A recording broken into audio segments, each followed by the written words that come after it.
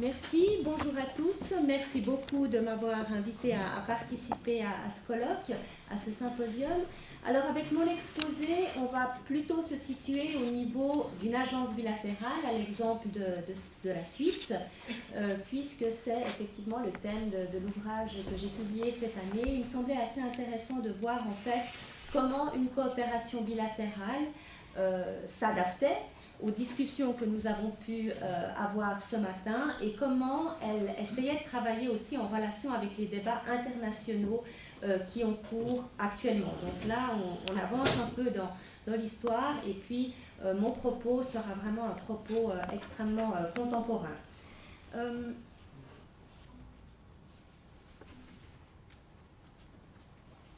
Le sous-titre de mon ouvrage, qui a été refusé par l'éditeur, j'ai pu l'imposer comme sous-titre, c'est précisément de la coopération au développement global, et ça fait écho au thème de ce symposium, où, de mon point de vue, il y a une certaine confusion dans le public non averti, ce qui n'est certainement pas votre cas, mais une confusion entre ce qu'on appelle la coopération au développement, coopération technique, et puis la dimension plus importante du développement global. Donc le propos de cet ouvrage et le propos de cet exposé sera résumé en 3 points. Tout d'abord, toute la question de l'aide publique au développement et de la Suisse et au niveau des pays donateurs, des pays du CAD, une réflexion sur la quantité et la qualité de cette aide. Le deuxième point de mon exposé aura trait au financement du développement. Quel financement, quel type de financement pour quel type de développement? Et là, je reprendrai un peu les éléments essentiels de manière critique de la conférence de Monterrey qui s'était tenue en 2002. Et puis le dernier point, qui est le point qui est porté à bras-le-corps par le comité d'aide au développement de l'OCDE, qui est cette notion de cohérence des politiques publiques. Alors, première question à laquelle je vais tenter de répondre, en quoi, depuis les années 90, la politique de coopération et développement est devenue plus complexe et pourquoi les ressources financières pour mener à bien ces activités sont mises sous forte pression. Donc c'est aussi amusant de voir que mon point de rupture que j'ai pris pour cet exposé n'est pas les années 80, mais les années 90 pour plusieurs raisons.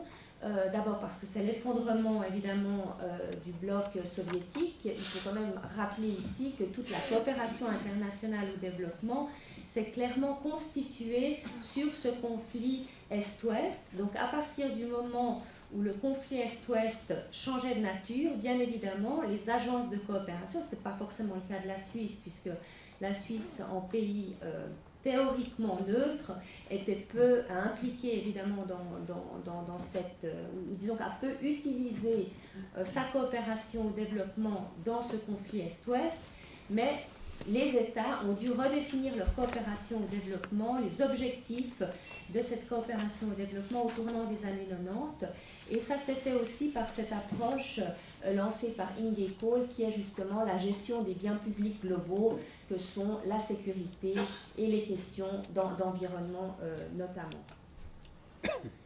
La Suisse, évidemment, a également redéfini sa politique extérieure dans les années 90 en définissant 5 objectifs et qui font partie, en fait, maintenant même, qui sont inscrits dans la Constitution fédérale. Donc la coopération au développement est maintenant mieux articulée aux objectifs de politique extérieure de la Suisse, que sont la coexistence pacifique entre les peuples. On a parlé dans les exposés de tout à l'heure de ce lien étroit entre paix, guerre et développement. Donc là, il y a évidemment un nexus qu'il faut retravailler et repenser, étant donné qu'une partie des conflits, on a parlé des conflits interétatiques, mais il y a aussi de nombreux conflits intra-étatiques dans lesquels les coopérations au développement étaient précisément en train de conduire un certain nombre de projets. Donc là, il y a un nexus qu'il faut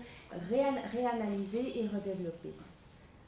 Ensuite de ça, il y a toute cette question de promotion des droits de l'homme, de démocratie, de good governance, de lutte contre la corruption, qui est un des objectifs énoncés et que la coopération au développement, au niveau suisse mais au niveau international aussi, a pris en compte, peut-être au détriment de d'autres thèmes majeurs de la coopération au développement. Je pense notamment au thème de l'agriculture. Pendant une dizaine d'années, on n'a plus du tout, ou beaucoup moins, pris des thèmes aussi essentiels que l'agriculture comme un des thèmes centraux de la coopération au développement.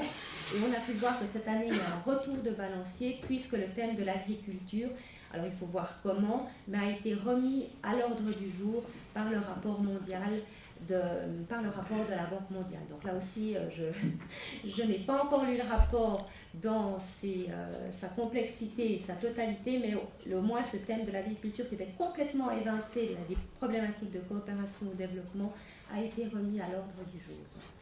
Il y a évidemment la question de la préservation des ressources naturelles, on en a largement parlé, j'y reviendrai pas.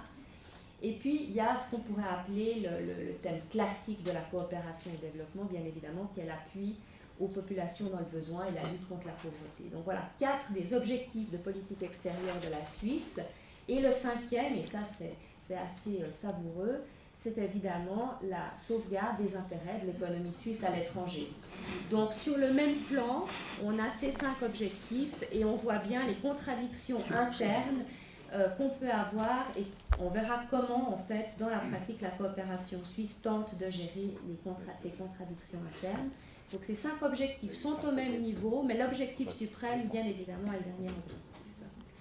Alors, comment est-ce que ça s'est traduit dans la pratique de la coopération suisse? Je ne vais pas rentrer dans le détail, mais rapidement, vous dire, comme Michel Heger l'a dit en introduction, que la coopération est en main de 2 offices, qui sont d'une part la direction du développement et de la coopération, qui dépend du département fédéral des affaires étrangères, et le secrétariat d'État à l'économie a une section qui s'occupe de la coopération économique au développement.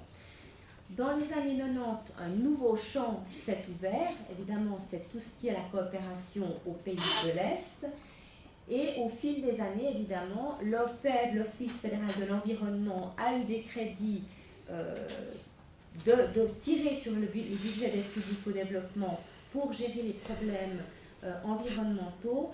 De même, la division politique 4 du département fédéral des affaires étrangères a aussi pris un bout du gâteau pour gérer tout ce qui est les programmes de gestion de conflits civils et de promotion des droits de l'homme. Alors, dans les chiffres et dans la pratique, qu'est-ce qu'on voit? Que de 2002 à 2005, effectivement, les crédits liés à la coopération au développement de la Suisse sont en augmentation, mais que finalement, l'aide traditionnelle, les crédits d'aide à l'aide traditionnelle n'ont pas augmenté. Et on se rend compte, là, je ne vais pas revenir là-dessus, mais que la Suisse en particulier, mais tous les États en général, ont tendance plutôt à gonfler les budgets d'aide publique au développement en y mettant des choses qui étaient dépensées par ailleurs. Donc on gonfle comme ça cet agrégat d'aide publique au développement. C'est vrai pour la Suisse qui, dès 2004, a introduit en fait les dépenses pour les requérants d'asile pendant leur première année de leur séjour. C'est donc la zone grisée pour 2004. Et en 2005, elle s'est alignée à ce qui se passait au niveau international en y ajoutant aussi les remises de dette.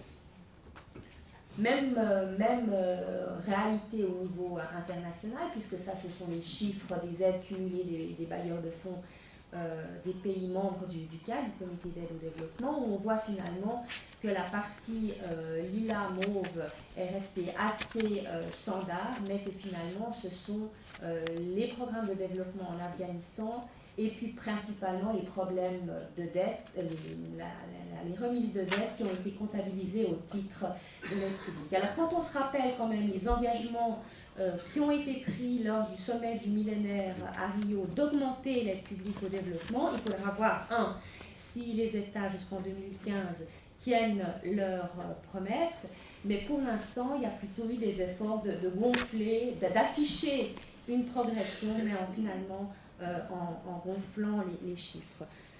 Avant de passer au point sur le financement du développement, j'aimerais aussi répondre à Florian Rochat et approuver son propos. Je pense que la coopération au développement actuellement, c'est complètement dépolitisé. Alors ça, c'est absolument clair. Et je prendrai deux exemples pour appuyer mon propos.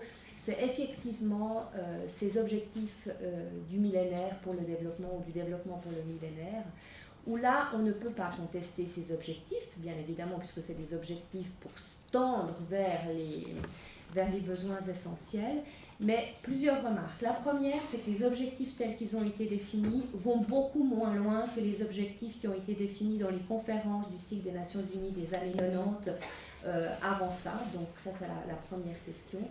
Et puis la deuxième remarque, c'est finalement, si on n'arrive pas à les obtenir, comment redynamiser ou convaincre de l'utilité de la coopération au développement. Il risque d'y avoir un effet boomerang, peut-être non calculé, mais qui risque d'être difficile à gérer pour la coopération au développement. Et puis, mon troisième point, et ça concerne aussi la déclaration de Paris, on arrive maintenant à une approche tellement technocratique de la coopération au développement, où on se fixe des objectifs, des indicateurs, où les agences bilatérales doivent remplir des formulaires pas possibles, où les ministères de la coopération dans les pays en développement doivent remplir ces formulaires, où les agences internationales qui ont posé ces exigences absorbent un staff, enfin du personnel de manière incroyable. Donc moi je sens vraiment qu'il y a une technocratisation de la coopération au développement et une dépolitisation, et ça pose de réels problèmes à mon sens. J'en arrive au deuxième point de mon propos. Quel financement pour quel développement et quelles sont les principales avancées de la conférence de Monterrey. Jusqu'à il y a une dizaine d'années, quand on parlait coopération au développement, relations nord-sud, on pensait pratiquement qu'aide publique au développement. Le sommet de Monterrey a permis de voir les choses de manière un petit peu différente.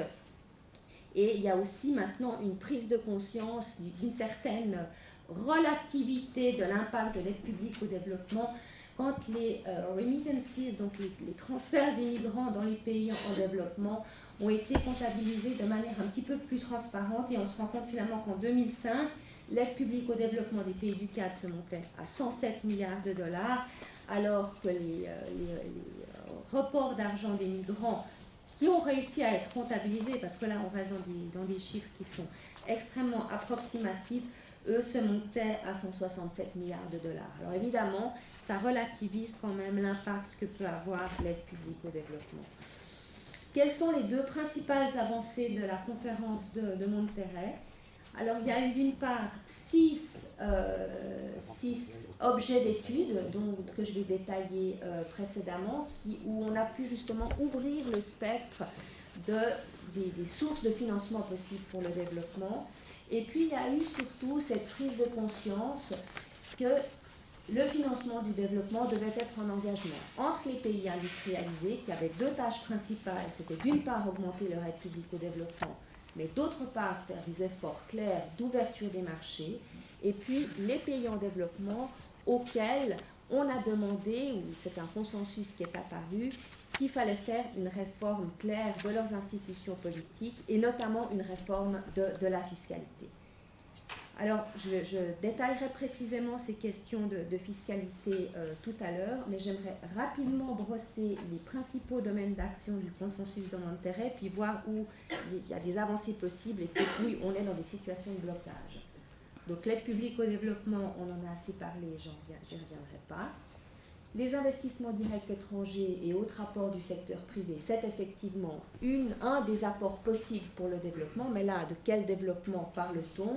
Et rappelez quand même que la totalité ou la quasi-totalité des investissements directs étrangers sont focalisés sur une dizaine de pays seulement. Et encore, quand on fait une analyse un petit peu plus détaillée, on se rend compte que pour l'Inde, qui absorbe quand même une partie importante de ces investissements directs étrangers, il y a seulement 4 États qui en bénéficient. Donc là, il faut aussi faire une analyse très précise de où va cet argent et à quelle fin. Ensuite, l'allègement des dettes, effectivement, c'est un des problèmes majeurs. La discussion a eu cours avec les programmes que l'on sait. Et puis maintenant, on est un petit peu en bout de course des programmes qui ont été lancés. Je pense notamment à l'initiative PPPE et puis à l'initiative globale de désendettement. Voilà, on est à bout de course de ces programmes. Et puis le problème de la dette, bien évidemment, n'est pas résolu. Donc là, il faut évidemment relancer la question. Le commerce international, on le sait, le cycle de Doha a été lancé, mais le débat au niveau international est complètement bloqué. Il n'y aura pas de conférence ministérielle cette année. Il est clair que tant que l'administration Bush est au pouvoir, les choses ne vont absolument pas bouger. Ensuite de ça, on arrive à la question de la révision des systèmes monétaires, financiers du commerce international. Là, on est sur toute cette question de l'architecture financière. Donc là aussi, le diagnostic a été fait. Les choses doivent évoluer dans ce secteur, mais évidemment, on est sur des questions de blocage politique où il faudra un certain temps pour que les choses avancent. Et puis on en arrive à la question qui finalement laisse le plus de marge de manœuvre, qui est la mobilisation des ressources financières intérieures. Et je profite aussi de faire un petit coup de pub. L'annuaire suisse de politique de développement qui est paru au mois de novembre, là maintenant tout récemment, a précisément analysé les différentes possibilités de mobilisation des ressources financières au niveau interne. Et puis je vais prendre l'exemple d'un article, parce que évidemment je peux pas tout présenter, mais je vais quand même essayer de détailler la thèse d'un des articles. Déjà un gros quart d'heure. Hein. D'accord, je suis presque à la fin. Donc, je vais me permettre de vous lire cette citation. Donc, si j'adhère assez à cette approche, c'est pour ça que je me permets de le faire. Si l'apport massif de fonds est une exigence incontournable pour répondre à certaines problématiques, pour d'autres, elle n'en est qu'un des aspects. Ainsi, l'efficacité d'une politique et le bon fonctionnement des institutions ne dépendent pas uniquement de facteurs financiers. Au contraire, un afflux trop rapide d'argent peut même comporter des risques, notamment celui d'affaiblir les efforts d'un État pour mobiliser ses propres ressources. La vraie question est de savoir comment créer les incitations politiques et institutionnelles qui permettent d'allouer efficacement les ressources complémentaires nécessaires au développement. Et là, cette phrase a été prononcée par Micheline Calmiret lors d'une leçon inaugurale à l'IED en octobre 2005, mais elle touche évidemment toute la question du conflit potentiel qu'il peut y avoir entre l'aide publique au développement telle qu'elle est pratiquée et puis la capacité aux États de se réformer. Donc là, on est sur un des points centraux sur lesquels les coopérations au développement, les agences bilatérales et multilatérales devront se positionner dans les années à venir. Alors, comment analyser cette situation ? Dans notre annuaire, on a un collaborateur de la DDC qui a eu le courage de rédiger un article extrêmement pertinent qui n'est pas sans remettre en cause, pas le bien fondé de l'aide publique au développement, mais les impacts que celle-ci peut avoir dans les pays en développement. Et donc il s'agit de Pascal Ress, mais qui a évidemment écrit cet article en son nom propre.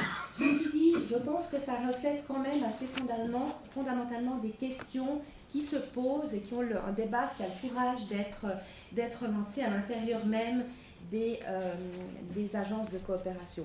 Donc la question est de savoir en quoi et comment l'aide publique au développement peut briser ce qu'il appelle le cercle vertueux du lien entre débat démocratique, fiscalité et prestations publiques. À ses yeux, évidemment, un État a le devoir de répondre à certains besoins fondamentaux d'une population et d'un État en termes d'éducation, de santé, d'infrastructure. À partir du moment où ce gouvernement est démocratiquement élu et qu'il est financé par sa population, c'est à cette population qu'il a des comptes à rendre. Quand tout d'un coup, et c'est le cas quand même d'un certain nombre de pays, l'aide publique au développement constitue plus du 50% du budget d'un État, À qui est-ce que le gouvernement va rendre des comptes en priorité, surtout dans le système de conditionnalité qu'on connaît actuellement? Bien évidemment, c'est aux bailleurs de fonds. Donc, c'est une question fondamentale de savoir comment retrouver des équilibres. La question n'est pas de stopper l'aide publique au développement, mais que l'aide au développement ne brise pas justement ce cercle vertueux entre fiscalité, redevabilité et puis cohésion sociale. J'en arrive à mon dernier point précisément, où une meilleure mobilisation des ressources nationales peut passer ou doit passer par une amélioration des systèmes fiscaux, mais il faut rappeler que la Suisse gère un tiers de la fortune mondiale placée à l'étranger et qu'elle n'accorde pas d'entraide judiciaire pour l'évasion fiscale. Donc ce point me permet d'arriver à mon dernier point, qui est le point de la cohérence des politiques publiques, qui est donc une dimension qui est essentielle dans l'approche, disons, de ce que j'ai appelé le développement global, où la coopération au développement est une chose, mais si on ne place pas des conditions cadres à un autre niveau, bien évidemment, ça ne sert à rien. Donc, en deux mots, cette notion de cohérence des politiques publiques, ce n'est pas une notion qui tombe du ciel, ce n'est pas un objectif théorique, c'est un objectif théorique vers lequel on doit tendre, mais c'est surtout un objectif qui est encadré par le comité d'aide au développement, qui a demandé à ces États, aux États membres du cadre, de tendre vers cet objectif et qui fait des analyses régulières des politiques, autres politiques de coopération et autres ayant une incidence sur les pays en développement pour s'assurer que les États ne font pas que de la coopération au développement, mais qu'ils arrivent à mettre sur pied cette approche plus globale. Alors la Suisse et les États ont reconnu le bien fondé de cette approche de cohérence des politiques publiques en 1992 en signant une déclaration à Paris. La Suisse a rapidement traduit cet objectif dans un texte qu'on appelle les lignes directrices Nord-Sud qui a été adopté par le Conseil fédéral en 1994 et depuis lors il ne s'est absolument plus rien passé, alors même que d'autres États ont été beaucoup plus loin dans la mise en place et l'organisation institutionnelle de leur administration ou de leur parlement pour qu'il y ait des espaces où on débat des questions qui posent problème, où on met en discussion les conflits d'intérêts inhérents qu'il y a chez les pays donateurs, évidemment, des objectifs de développement et, comme on l'a vu pour le cas de la Suisse, la défense des intérêts nationaux, qui est évidemment l'objectif central de tous les pays industrialisés. Donc il faut créer des espaces de dialogue pour tendre et débattre de ces conflits d'intérêts afin de surmonter. Je crois que c'est d'abord la question de débat qui est essentielle à cette notion de cohérence des politiques publiques. Donc, en conclusion, il faut évidemment maintenir les questions de coopération, d'aide au développement, repolitiser peut-être le débat, arrêter une approche beaucoup trop technocratique, avoir une réflexion extrêmement approfondie sur le financement du développement, et puis évidemment s'approprier cette approche de la cohérence des politiques publiques pour pouvoir justement asseoir une politique de développement global. Je vous remercie.